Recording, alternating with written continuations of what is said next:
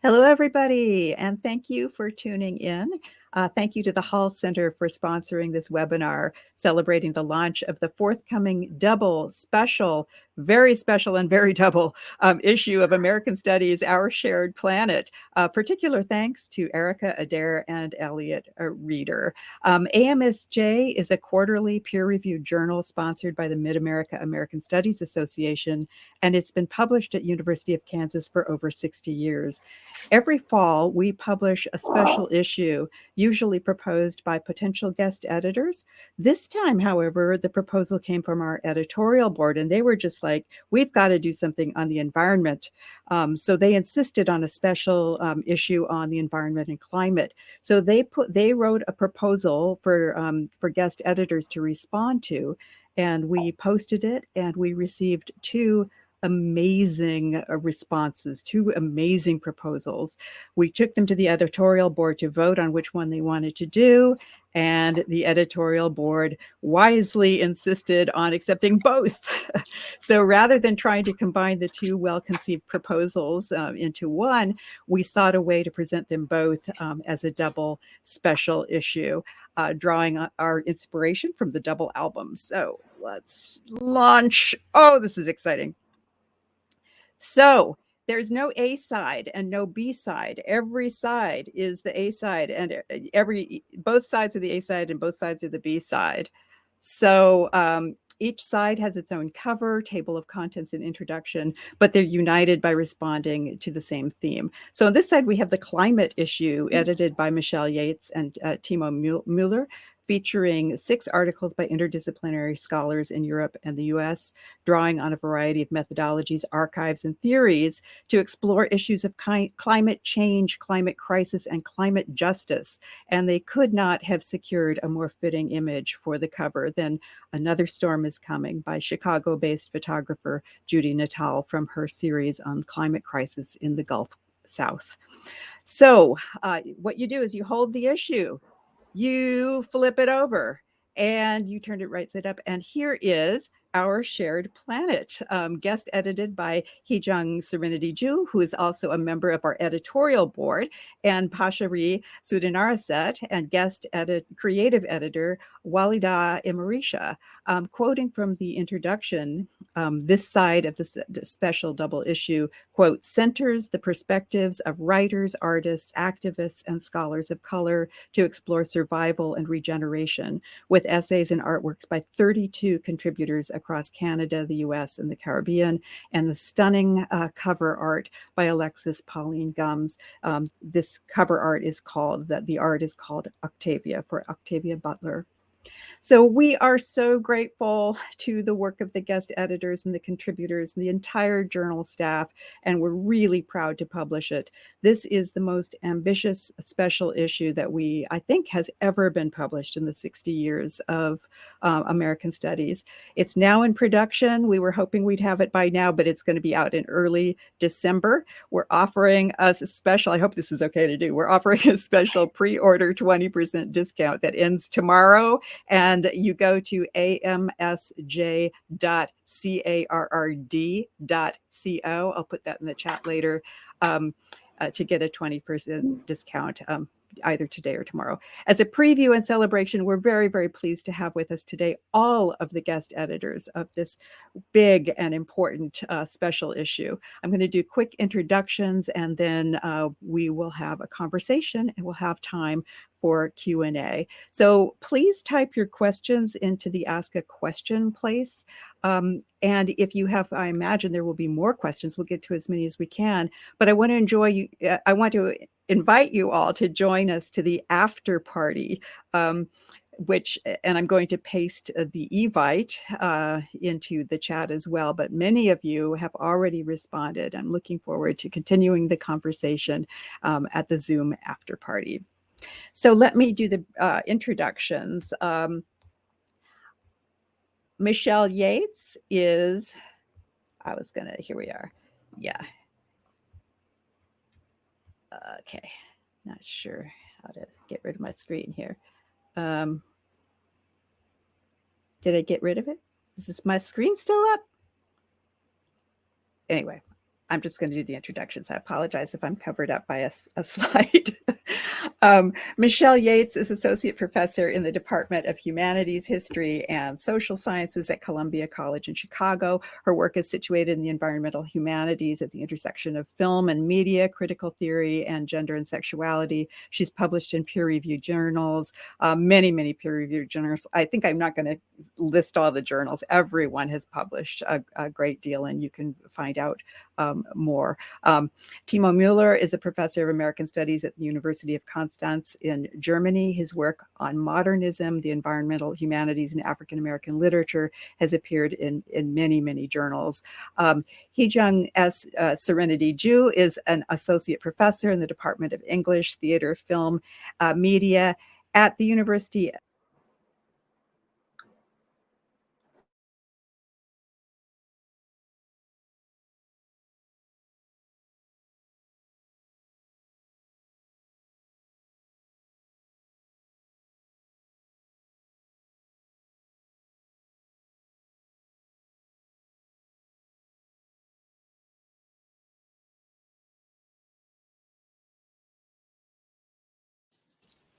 I can go ahead and finish the rest of my intro until Sherry comes back. Yes. I'm at the University of Manitoba in Winnipeg, Canada. I'm currently on strike as of November 2nd. This is the 5th day of a historic faculty strike. It's the longest strike at the University of Manitoba ever.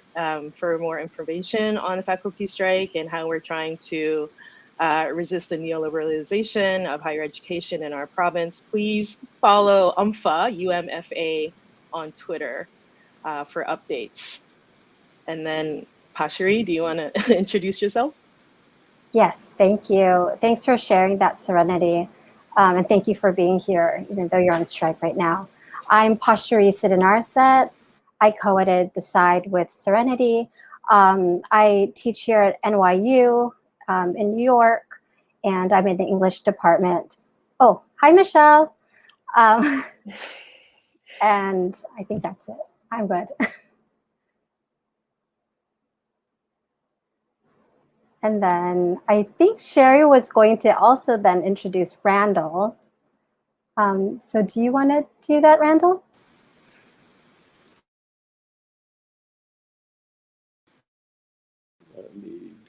You're muted, Randall. Oh, there you go. You're good. Yeah, okay.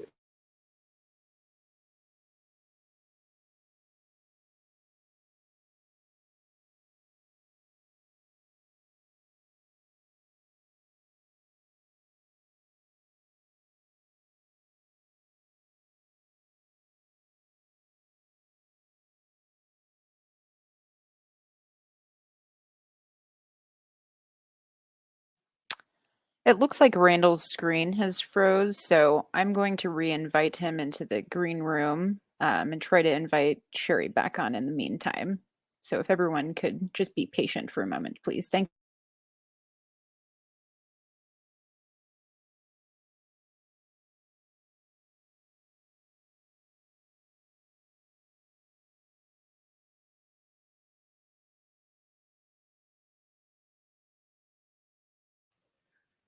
I can also take the time to introduce our special, our guest creative editor, who will hopefully be joining us. Walida's in the audience, it looks like. Walida Imarisha is an assistant professor in Portland State University's Black Studies Department and is the director of PSU's Center for Black Studies. She's the co-editor of 2 anthologies, Octavia's Brood, science fiction stories from social justice movements, and Another World is Possible. She is also the author of Angels with Dirty Faces, 3 Stories of Crime, Prison, and Redemption, which won a 2017 Oregon Book Award, and the poetry collection Scars/Stars. In 2015, she received a Tiptree Fellowship for her science fiction writing. Hello. Well, we're having, I think I'm going to start by asking the first question. We're so happy to have you all here. And I wonder if we might be able to start with just with a very open question about what do the humanities add to the discussion of climate change and environmental justice? What do the creative pieces and the artworks add to this discussion? Who would like to start?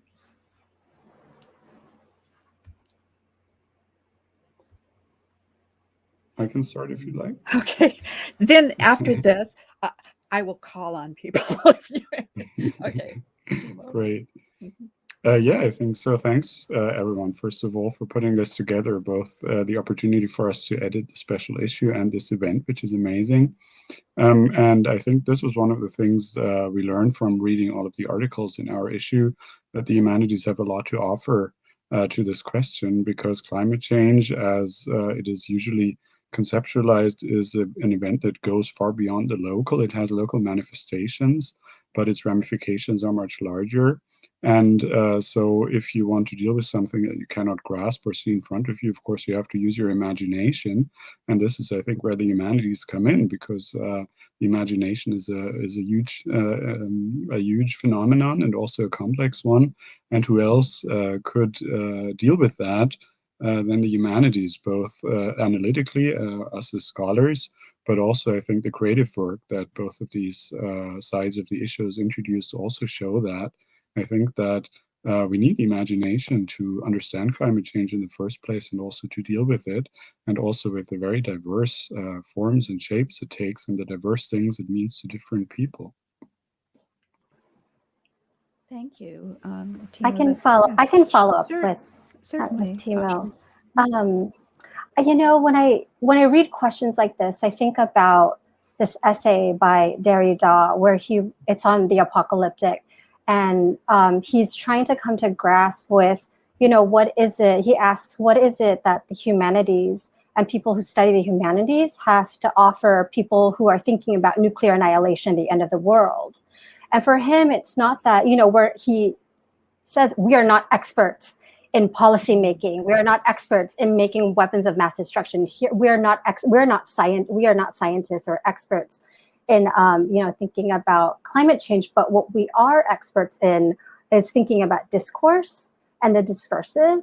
And because, you know, something like the end of the world and the apocalyptic is on the one hand a kind of cyclical thing that, you know, I think a lot of artists and writers on both sides are kind of contending with, is that the apocalyptic, the end of the world, or climate change has been happening over and over again. It's been a cycle. And on the other hand, the end is never quite here, right? So it becomes this really kind of discursive, not just object of study, but these, you know, constant cyclical discursive events. So I think the question is too, you know, what does a kind of analytic around discourse about the end of the world, about the apocalyptic, about environmental catastrophe and climate change, social, you know, social change, thinking about climate and, you know, histories of racialization, what does that offer us? And as I was reading the introduction, our side and Michelle and Timo's side and Walida's piece, I feel like all three were kind of, you know, toggling around this question about discourse, the end of the world, and climate. I can jump in on that really quickly. Thanks, Pashri. And I just to kind of expand or to add also not only the discursive, but I think the humanities helps us to kind of muddle through our affective understandings of what it means to be living on a dying planet. You know, humanities help us explore how people understand, feel, and make sense of what climate change is. There's the great point that Amitav Ghosh makes in The Great Derangement, that it's really hard for people to understand the end of the world is because the sea level has risen 1/2 inch in the last year. We can't feel that in a way. And I think humanities, especially creative engagements with imagining, you know, other futurities, is what enables that kind of affective register to be triggered as well. And also, one of the things that the humanities can do and that creative work can do is also cross-disciplinary boundaries and cross the ways that we think about knowledge, typically in these sort of contained ways. And so, you know, one of the things that I take away from our special issue too is in terms of thinking about how climate change is about climate, but it's also about things like transportation histories and about incarceration and about immigration and about migration and about like all these other issues as well. And I think humanities perspectives and I think creative work have the ability to show how all these things are interconnected. Great. Thank you. Thank you so much. I mentioned a little bit about how your proposals, it was so fascinating to get your two proposals because you did so creatively and differently conceptualize your response to the call for papers and what it could yield. And I wonder if you might talk a little bit about how you envisioned the call for papers. Were there any surprises when you put out your call for your individual issues, and what did you learn? Before we start, can I just ask, I know Erica's out there, Erica's our tech person. I was just wondering if it's possible for Walida, our our artistic editor, if she could be added onto the screen somehow so she could join this conversation, because I feel like Walida would have so many amazing things to share about this all too. So unfortunately, Crowdcast is not allowing me to have her join on screen. I'm happy to also step out so Walida can come in. So I can say something really quick, if that's possible, Erica? Absolutely. Is that okay? So whenever I'm done talking, if you could maybe swap Walida in, that'd be not great. a problem. Thank you. So I think, so one of the most surprising things for us, and it was in an intense year, I think for everybody, and then for us when we committed to doing the project and then actually enacting the project during the pandemic, and we weren't sure what kinds of submissions we were going to get, and we got a lot of creative artistic submissions, more so than traditional academic writing. So then we were really trying to grapple with what to do with that, and trying to understand why that was. And I think that there's a way where it just became so hard for people to write in an academic way in this really difficult year. And then there's something about the creative process that is opened up, unlocked, and kind of more, I don't know, supple, and being able to work with it in a way where you can produce work and send it out in a different way than academic writing. Maybe that's what Serenity and I kind of talked about.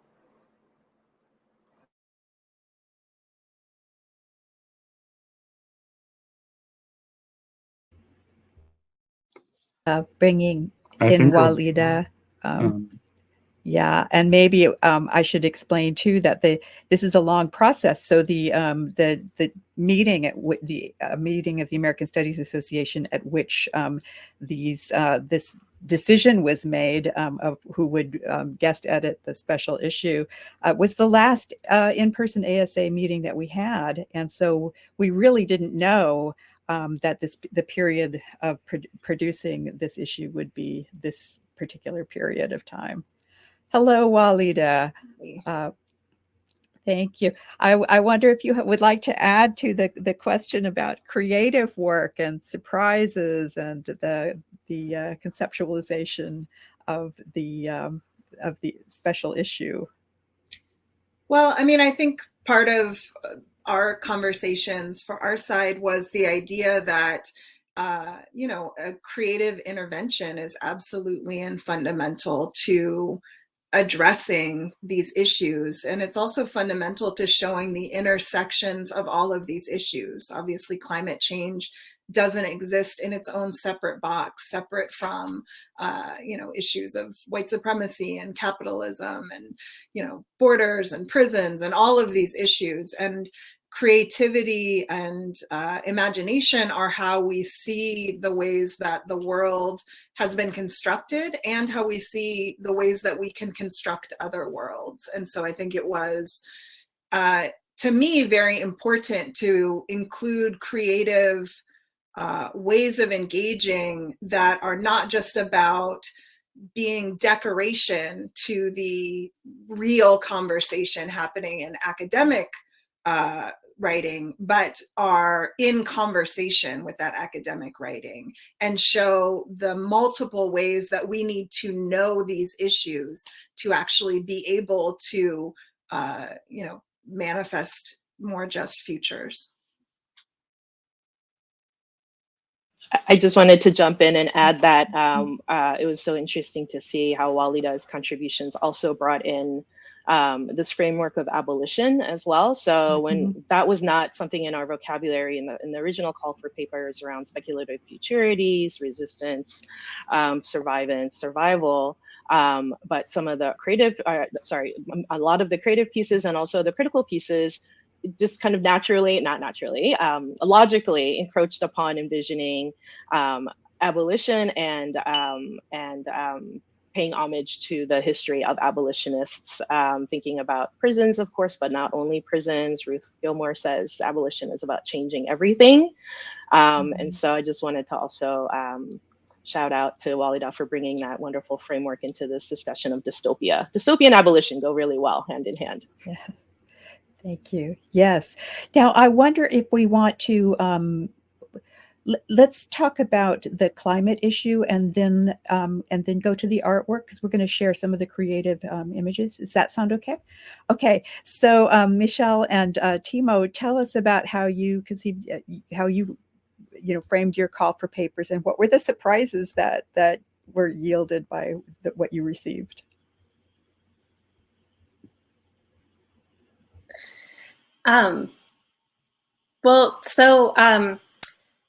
This is the first time that Timo and I have met, is through working on this project together.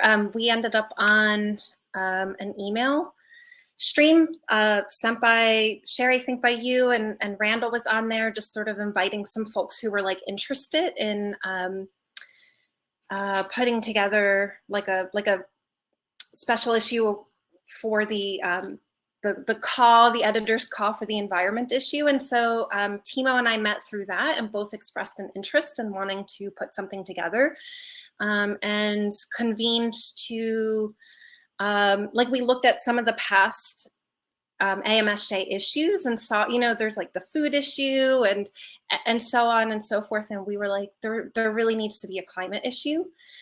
So we put our special issue submission together via that, and then we didn't do a call for papers. We invited contributors within American Studies whose work we felt was really interdisciplinary and really centered around climate justice and social justice, and really sort of thinking about these interconnections between climate and some of the other issues that I talked about before, like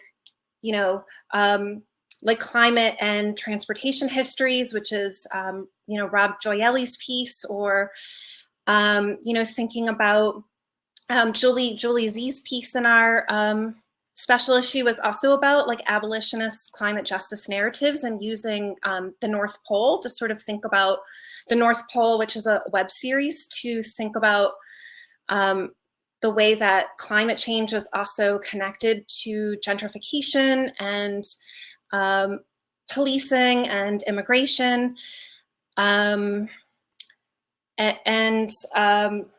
thinking about like Erin Eden's piece, which is sort of thinking about climate change as also an issue of financialization, and so on and so forth. Timo, did you want to add anything? Yeah. I think this was a fascinating journey for me too, and for us both, I think. And also, one thing I think that stood out to us both was the scope of the articles, because they took us far beyond just the contemporary moment and the domestic United States, but also showed the international entanglements with financing in Africa, for example, corporate financing schemes in Africa, and how that reinforces sort of US hegemonies, and also the history that Michelle already referenced, right? So the transportation history, for example, also the cultural history of modernism and its energy imaginaries. So this really branched out in a lot of ways beyond a focus on the now and the here. And I think this is really valuable because this is also what climate change does and how climate works in itself, right? You cannot just comprehend it with a narrow focus. You have to trace the many ways in which it circles the globe and extends beyond the here and now.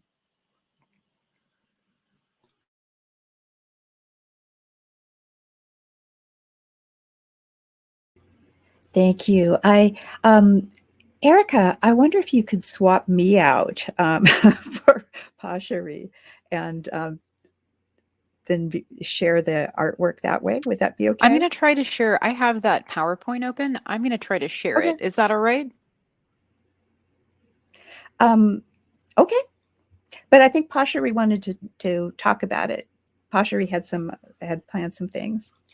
Why don't you swap me out? Okay, We'll that's do a great. tag Thanks, team Serenity. like wrestling. Actually, you know what? Why don't you swap me out, because this is your side of the special issue. So let me pop out, and Serenity, you stay. Okay, it might be both of you if she's going to share her screen. So thank you so much. Yeah, you can pop me out too.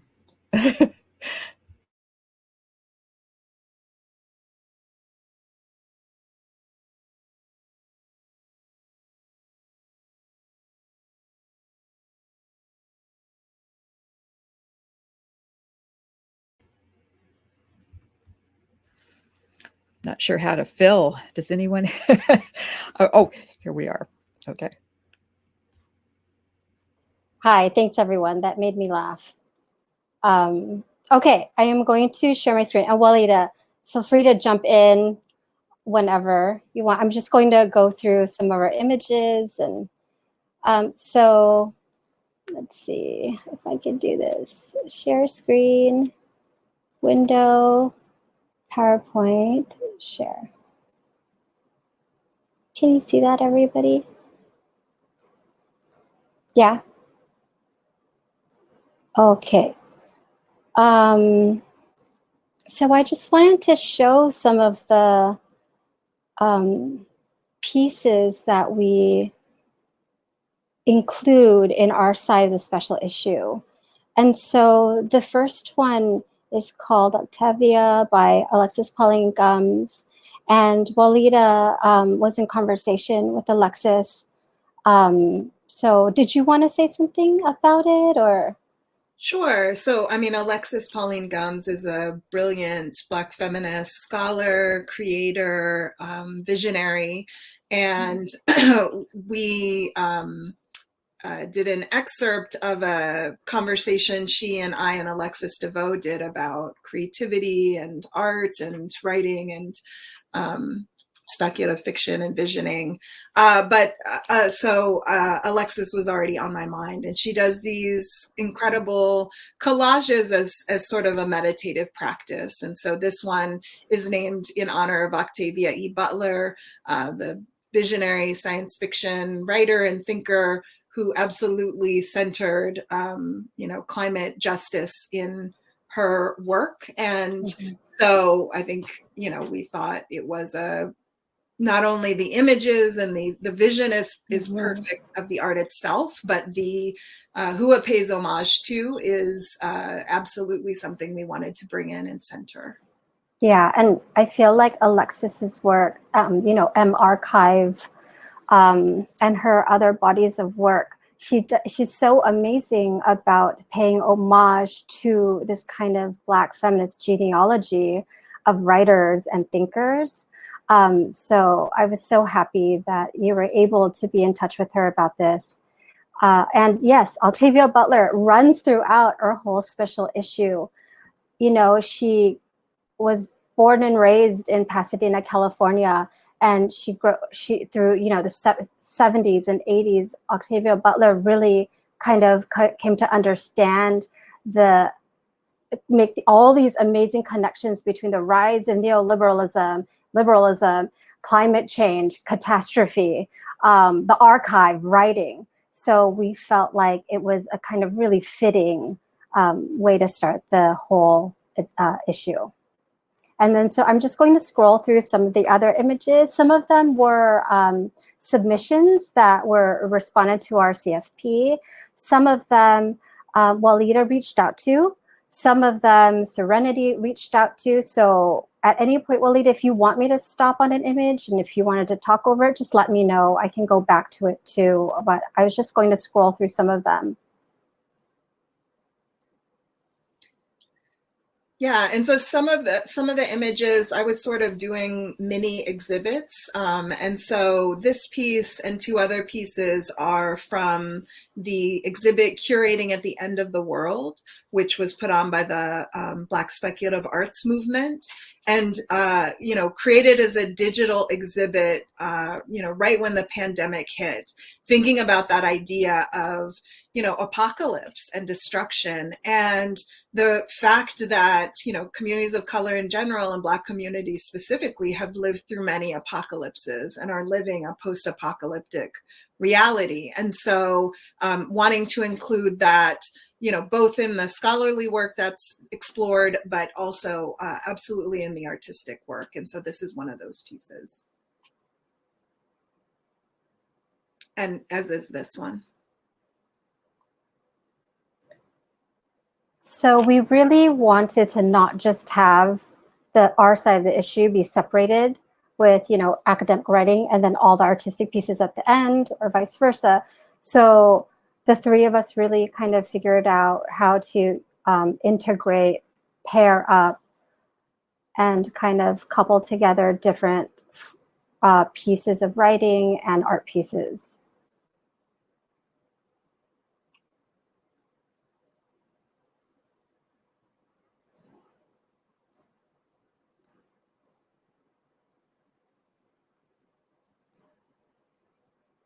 And then something, it makes me think about too, and this might be related to our last question, so I might be jumping ahead, but just the way we come to know the end of the world, or what is, or what apocalypse feels like, what it might look like, what it might sound like, we get there through culture. Like, we kind of understand that through culture and cultural work.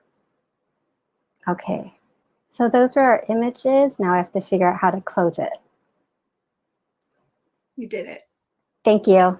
You did it. Yes. Yes. Thank you so much. This is a gorgeous issue. And I feel I'd like to ask, Timo, do you want to talk about the cover art? You have a very special piece of cover art on your side, and I wonder if you might want to tell us a little bit about Another Storm that's coming. Yeah, I feel like this would be the moment to swap me out for for Michelle, because she curated the cover art, and she also found this great photographing the great artist. So maybe, I don't know, Erica, if you can do that, then Michelle can say a lot more about that. But I'll put together. That's fine.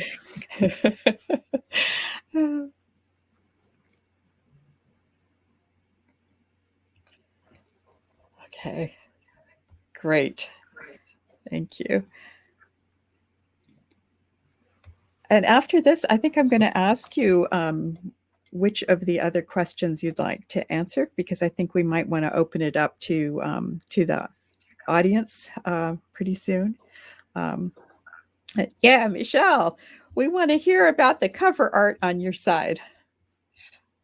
Yeah, so the cover is by Chicago-based artist Judy Natal, who is a professor emeritus at Columbia College Chicago, where I work. I am really, really lucky to get to work at a private liberal arts institution that emphasizes art and media. So most of my colleagues are artists and people who work in the creative industries, and so Judy is, you know, an environmental artist. Most, if not all of her art engages with the environment in some way, shape, or form. And a lot of her work in the past, you know, Judy would know better. In a way, I wish I could bring her on here to talk about her own work. But, you know, her work for the last like 10, 15 years has very much engaged with climate change. Another Storm is Coming is from, let me see, kind of looking back. So Another Storm is Coming is a series that was commissioned by the Center for Energy and Environmental Research in the Human Sciences at Rice University. And it commemorates the 10th anniversary of Hurricane Katrina in the Gulf Coasts of Louisiana and Texas. The particular image on the front cover is of the Galveston seawall, which has a history of being battered by hurricanes. But I really like the image, you know, of the pier, and you can see the damage to the pier, but also the way that the image is almost really calming. It's sort of really draws you in. But there is also sort of a storminess in the clouds. You can, you know, see that something else, that the calm isn't going to last for very long. And I think that sort of kind of encapsulates, you know, the moment we're living in, and obviously like have been living in, you know, for, as, you know, Pashari and Serenity's, you know, side of the special issue really addresses that for communities of color, you know, this, you know, coming storm is something that has been a perpetual experience.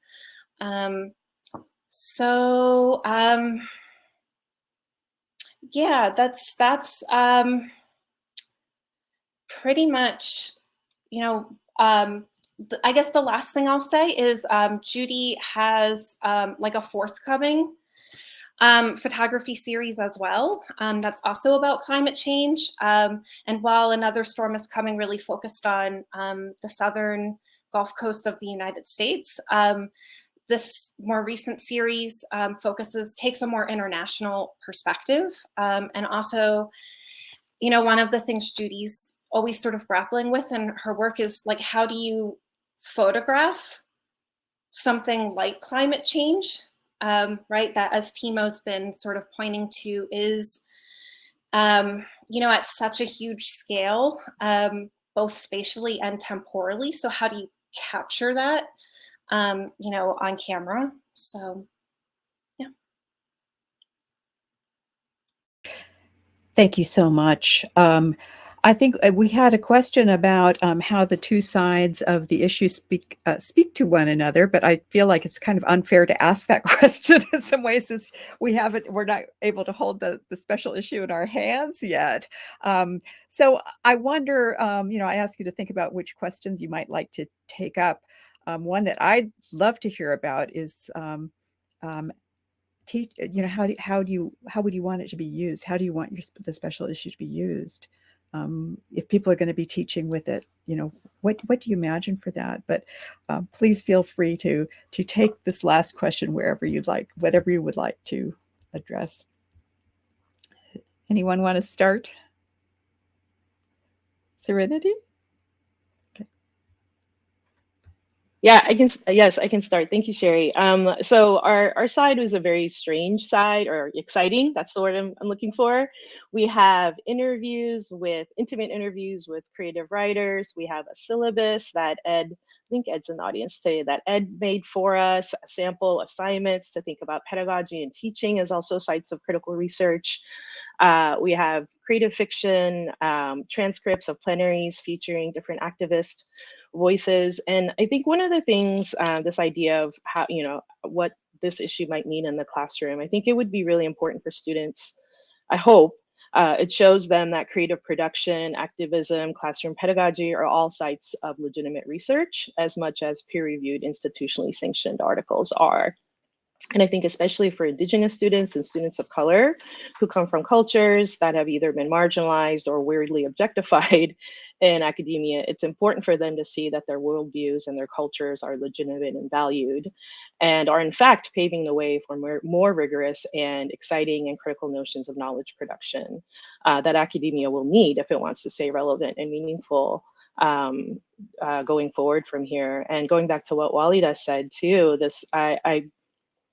my fantasy is that the way that we have kind of laid out our side of the special issue, that people can come away with something that is perhaps not in their wheelhouse. So there will be an academic article, and then it's juxtaposed against a creative piece, and that kind of relationship between the different pieces can provide moments of comparison or contrast, and create generative analysis. I'm really excited to just like Michelle said, to hold the volume in my hand to see what it feels like.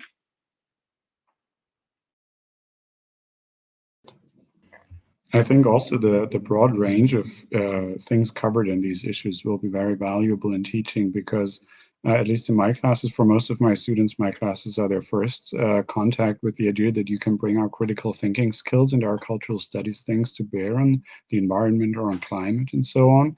This is a fascinating idea in itself for many of them, but it gets even better and even more productive, I find, if you introduce them to the range of possibilities early on.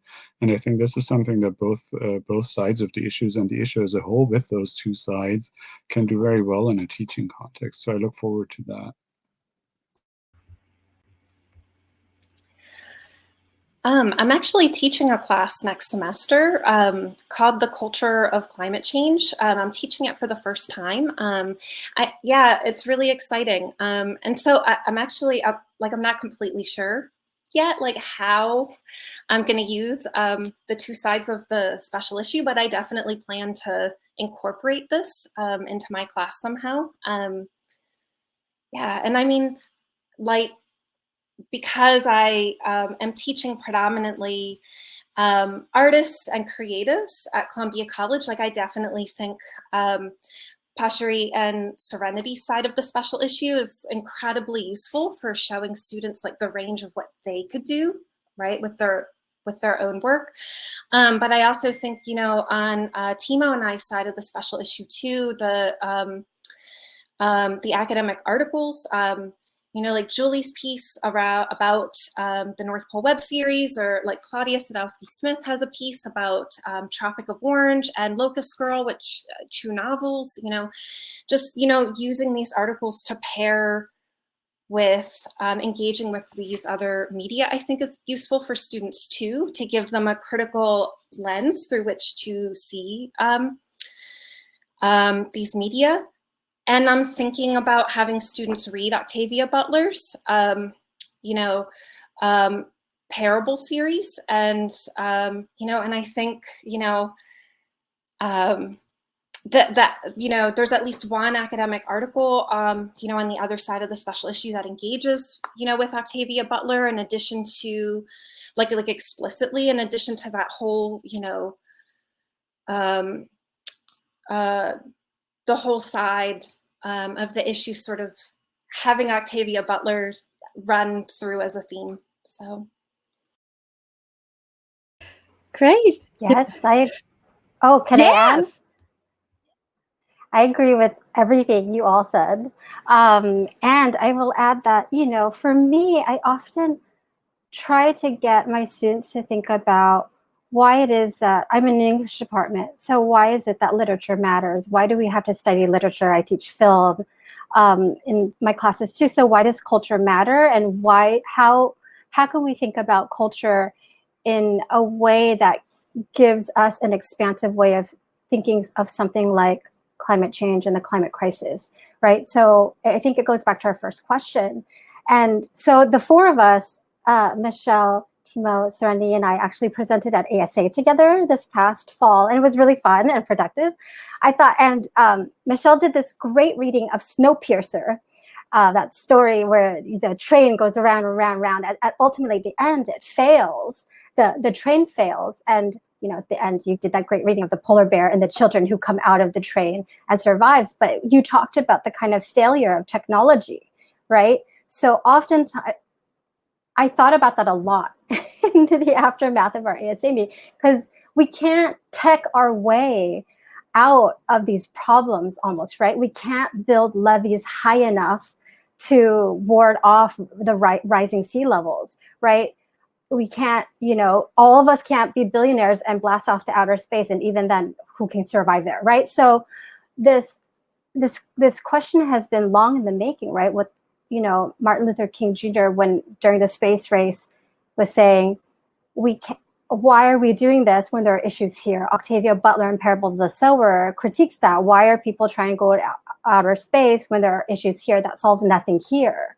So I feel like the whole special issue kind of gives us this expansive way of thinking about these crises, and gives us different ways of understanding how we got to where we are. Why is it that we got here in the first place, right? And others are thinking about how has this actually happened over and over again, and how have people already survived it, right? So I feel like it's giving us this expansive way of thinking about art and culture to get at this question differently. And that's what I always hope my students get out of class. Wow, Pashari, I think you just really did a wonderful wrap up. I think it's really we have like 4 more minutes. We have 2 questions from the audience, and I will also oh wow, and they're big questions. Well, one of them is from my previously frozen co-host, glad he's not frozen anymore, Randall Jeltz, who wanted to know about articles about film and television. There are many, film and music. There are many articles. I apologize for that. We cannot tech our way out of this. It's like, so yeah. And then the other question, this is a huge question. How do you encourage students to decenter trauma as future teachers of climate change? Whoa. But we only have 4 minutes for that question. I'd like to remind everybody that these and other questions can be discussed at the after party. Would anyone like to yeah, Serenity. Sure, I'm happy to go first. Okay. and offer some half-baked thoughts. The second question I find really interesting. I think it's related to kind of how Pashrin and I conceived the CFP. For a long time, I used to teach race, gender, sexuality through the lens of oppression, and it was terrible. And I realized that you teach it through resistance.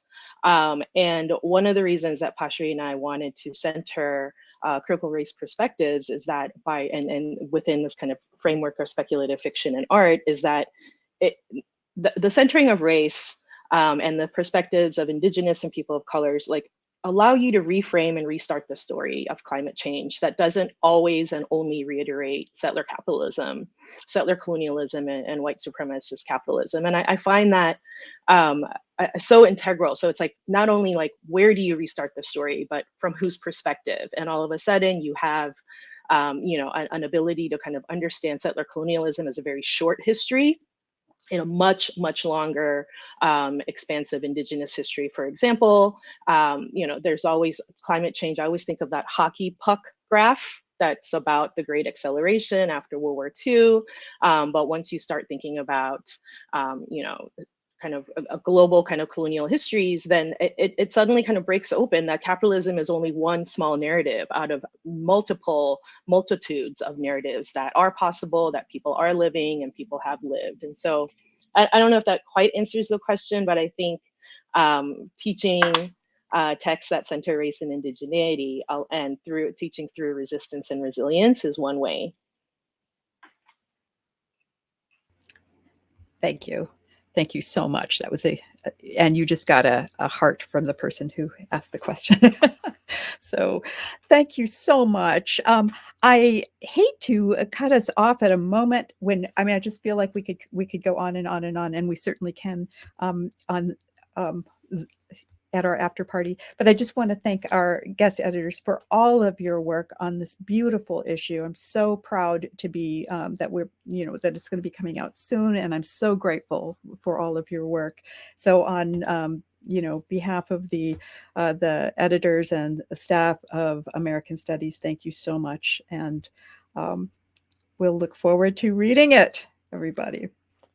So thank you so much.